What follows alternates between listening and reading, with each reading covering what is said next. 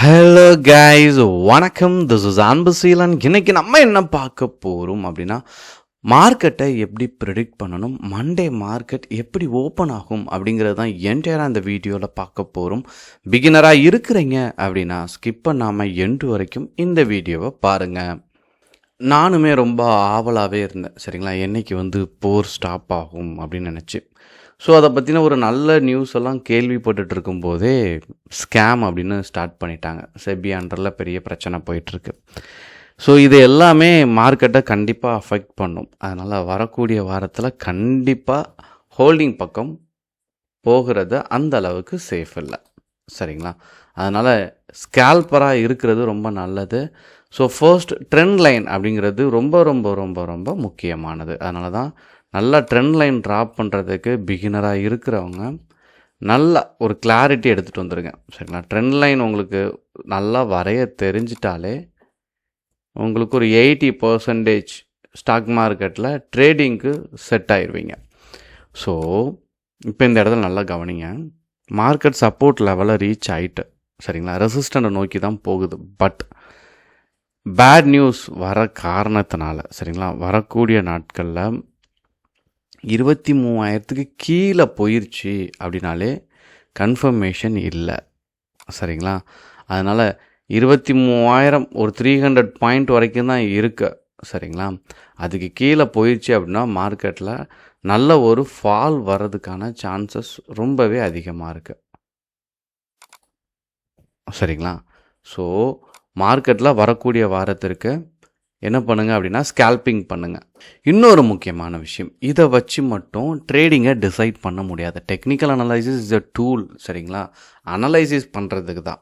But நீங்கள் அன்னன்னைக்கு ட்ரேடை execute பண்ணலாமா பண்ணக்கூடாதா அப்படிங்கிறத பார்க்குறதுக்கு ஃபர்ஸ்ட் குளோபல் மார்க்கெட்டை செக் பண்ணுங்கள். குளோபல் மார்க்கெட் அப்படின்னு சொல்லி கூகுளில் டைப் பண்ணுங்கள். உங்களுக்கு ஃபர்ஸ்ட் வர லிங்க்கை கிளிக் பண்ணுங்கள், நீங்கள் இந்த பேஜுக்கு வந்துடுவீங்க. இதில் மார்னிங் கிஃப்ட் நிஃப்டி இருக்குது, சரிங்களா. அதனால் மண்டே மார்க்கெட்டில் கிஃப்ட் நிஃப்டியோட சார்ட்டை பர்சனலாக எடுத்து என்ன பண்ணணும் அப்படின்னா செக் பண்ணணும். ஸோ கிஃப்ட் நிஃப்டி அப்படின்னு உங்கள் டிமேட்லேயே ஆட் பண்ணிடலாம். இதை நீங்கள் தனியாக எடுத்து பார்த்தீங்க அப்படின்னா உங்களுக்கு ஒரு கிளாரிட்டி கிடைக்கும், சரிங்களா. ஸோ இங்கே நல்ல ஒரு ஃபால் இருக்குது, நீங்கள் பார்த்தீங்கன்னா தெரியும். நான் டே டைம் ஃப்ரேம் தான் ஷோ பண்ணுறேன், சரிங்களா. நல்லா கவனிச்சிங்கன்னா தெரியும். நம்மளுடைய மார்க்கெட்டு முடிஞ்ச அப்புறமாவும் இங்கே ட்ராவல் ஆகும். ஸோ அதில் நல்ல ஃபாலில் தான் மார்க்கெட் போயிருக்கு, சரிங்களா. இங்கே நியர்லி 23,091 இருக்குது, சரிங்களா. ஸோ கண்டிப்பாக நம்ம மார்க்கெட் 23,000க்கு கீழே தான் ஓப்பன் ஆகும், அதில் மாற்று கருத்து இல்லை, சரிங்களா. அதனால் ஸோ ஹோல்டிங் பக்கம் போகிறது அடுத்த வாரத்துக்கு அந்த அளவுக்கு சேஃப் இல்லை, சரிங்களா.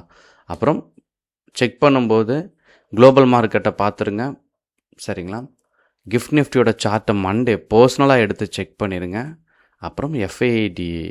ஸோ எஃப்ஐ ஆல்ரெடி செல்லிங்கில் நிறைய கவுண்ட் போயிட்டுருக்கு. அதனால தான் எப்போதுமே என்ன அப்படின்னா, நீங்கள் பை சைடு ஹோல்டு பண்ணுறீங்க அப்படின்னா எஃப்ஐயோட ஆக்டிவிட்டீஸை கொஞ்சம் கவனமாக பார்த்துக்கிட்டே இருக்கணும். ஏன்னா இங்கே செல்லிங் நடந்துகிட்டே இருக்குது. அதாவது நீங்கள் ஒரு 5 days பார்க்கும்போது 1 time 2 time அப்படிங்கும்போது ரேராக செல்லிங்கில் இருந்துச்சுன்னா, அதுவும் கம்மியான அமௌண்ட்டில் இருந்ததுன்னா பிரச்சனை கிடையாது. தொடர்ச்சியாக ஒரு 5 times ட்ரேடில் எஃப்ஐஐ நிறைய வெளில போயிட்டே இருக்காங்க அப்படின்னா கவனத்தில் வச்சுக்கணும், சரிங்களா. ஸோ மார்க்கெட்டில் பையர் இல்லை அப்படிங்கிறத புரிஞ்சுக்கணும். மார்க்கெட்டை பொறுத்த மட்டும் தொடர்ந்து பை பண்ணால் தான் அந்த ஷேர் மேலேயே போகும், தொடர்ந்து விற்றா தான் அந்த ஷேர் கீழே இறங்கும். ஸோ நிறையா செல்லு இருந்தால் டவுன் ஆகிட்டே இருக்கும், அதை கவனத்தில் வச்சுக்கோங்க. ஹோல்டிங் பொசிஷன் எடுக்கிறவங்க ஸோ கரெக்டான நேரத்தில் என்ன பண்ணுவாங்க அப்படின்னா ஆவரேஜ் பண்ணுவாங்க. ஆவரேஜ் பண்ணுறதுக்கும் இப்போ சூட்டபுளான நேரம் கிடையாது, சரிங்களா. ஸோ ஃபர்ஸ்ட் நான் என்ன பண்ணிட்டேன், குளோபல் மார்க்கெட்டை பார்த்துட்டேன், எஃப்ஐடிஏ ஆக்டிவிட்டீஸை பார்த்துட்டேன், கிஃப்ட் நிஃப்டியை 3வது விஷயமாக பார்த்துட்டேன். 4வது விஷயம் என்ன அப்படின்னா என்எஸ்சி வெப்சைட்டுக்கு போயிருங்க. இப்படி பேஜுக்கு வந்த உடனே, சரிங்களா, மார்க்கெட் டேட்டா ப்ரீ ஓப்பன் மார்க்கெட்டை கிளிக் பண்ணுங்கள். உங்களை இந்த பேஜுக்கு கொண்டு வந்துடும், சரிங்களா. ஸோ இப்படி வந்த உடனே இதில் எத்தனை கம்பெனி அட்வான்ஸில் இருக்குங்கிறத மண்டே செக் பண்ணுங்க, சரிங்களா. நான் ஆல்ரெடி சொன்ன மாதிரி தான் நமக்கு ஸ்கேம் நடந்திருக்கு அப்படிங்கிறது இப்போ தான் தெரிய வந்திருக்கு, சரிங்களா. அதனால் ஸோ இதை கன்சிடர் பண்ணிக்கணும். அதனால் மண்டே மார்க்கெட்டில் இது ரொம்ப கம்மியாக இருந்துச்சு அப்படின்னா பை சைடு என்ட்ரி போகிறத இந்த அட்வான்ஸ் லெவலில் பார்க்கும்போது உங்களுக்கு ஒரு கன்ஃபர்மேஷன் கிடச்சிரும். இப்போது எஃப்ஐ இன்வெஸ்ட் பண்ணி சரிங்களா, குளோபல் மார்க்கெட் பாசிட்டிவில் இருந்து, ப்ரீ ஓப்பன் மார்க்கெட் ஒரு 40 கம்பெனி பாசிட்டிவில் இருந்து, அப்புறம் ஃபைனலாக பார்த்தீங்க அப்படின்னா கிஃப்ட் நெஃப்டி அதுவுமே உங்களுக்கு 7 மணிக்கே தெரிஞ்சிடும். ஏன்னா இந்த இடம் வந்துட்டு உங்களுக்கு 9 ப்ரீ ஓப்பன் மார்க்கெட் 9:08க்கு தெரியும் சரிங்களா. ஸோ கிஃப்ட் நெஃப்டி உங்களுக்கு 7 மணிக்கெல்லாம் தெரிஞ்சிடும். ஸோ இது ரெண்டையும் நீங்கள் கம்பேர் பண்ணும்போதே உங்களுக்கு தெரிஞ்சிடும். இப்படியெல்லாம் நல்லா சூட்டபுளாக இருந்தால் பை சைட் போகலாம். இப்போ நல்ல பேட் நியூஸ் இருக்குது அப்படின்னா நீங்கள் இவ்வளோ செக் பண்ணியுமே பேட் நியூஸ் வந்துருச்சு அப்படின்னா டெக்னிக்கல் அனலைசிஸ் ஒர்க் ஆகாது. டெக்னிக்கல் அனலைசிஸ் அப்படின்னு சொல்லிட்டாலே இந்த சார்ட் மட்டும்தான் சரிங்களா. ஸோ இந்த சார்ட்டை நீங்கள் நல்லா அனலைசிஸ் பண்ண தெரிஞ்சாலே போதும். ஆனால் பேட் நியூஸ் வந்துச்சு அப்படின்னா இது எதுவுமே ஒர்க் ஆகாது. ஸோ இதை நீங்கள் மைண்டில் வச்சுக்கணும். அப்போது மண்டே மார்க்கெட்டில் இந்த விஷயங்கள்லாம் நீங்கள் தொடர்ந்து பார்த்துட்டே இருக்கிறீங்க அப்படின்னா உங்களுக்கு கிளாரிட்டி கிடைக்கும் சரிங்களா.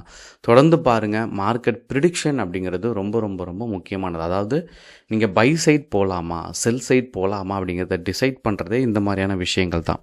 அப்போ என்ன நடக்கும் அப்படின்னா, நீங்கள் பை சைட் பிளான் பண்ணுறீங்க அப்படின்னா இதெல்லாம் நல்லா இருந்துச்சுன்னா நீங்கள் தப்பான ஒரு ட்ரேடை எக்ஸிக்யூட் பண்ணாலும் உங்களுக்கு பெரிய லாஸ் வர்றதுலேருந்து தப்பிக்கலாம் சரிங்களா. அந்த மாதிரியான விஷயங்கள் இருக்குது. ஏன்னா மார்க்கெட் பாசிட்டிவில் இருக்கும்போது நெஃப்டி சென்செக்ஸ் பாசிட்டிவ் அப்படின்னா மேஜரான கம்பெனி பாசிட்டிவில் இருக்குதுன்னு அர்த்தம். அதாவது நீங்கள் நெஃப்டி 50 கம்பெனி தான் ரெப்ரசன்ட் பண்ணுது, அதை வச்சு நான் எப்படி எடுப்பேன், சென்செக்ஸ் 30 கம்பெனி தான் வச்சுருக்கு அதுதான் ரெப்ரசன்ட் பண்ணுது நீங்கள் நினைக்கக்கூடாது. அதை அதுதான் வேர்ல்டில் இருக்க எல்லாருமே அதை பேஸ் பண்ணி தான் இன்வெஸ்ட் பண்ணுவாங்க. ஸோ நீங்கள் அதை புரிஞ்சுக்கிட்டீங்க அப்படின்னா நீங்கள் எடுக்கிற ட்ரேடில் மேஜராக பாசிட்டிவாக நெகட்டிவான்னு பார்த்து நீங்கள் ட்ரேட் பண்ணும்போது மேஜராக பாசிட்டிவில் இருக்கும்போது பை சைட் போனால் உங்களுக்கு டக்குன்னு ஃபால் ஆகுதில்ல, அந்த மாதிரியான இஷ்யூ எல்லாமே இருக்காது. ஸோ அதுக்கடுத்து உங்கள் ஸ்ட்ராட்டஜியாக ப்ராப்பராக பில்ட் பண்ணுங்கள். உங்களுக்கு என்ன டவுட் இருந்தாலும் கண்டிப்பாக கமெண்ட் பண்ண மறந்துடாதீங்க.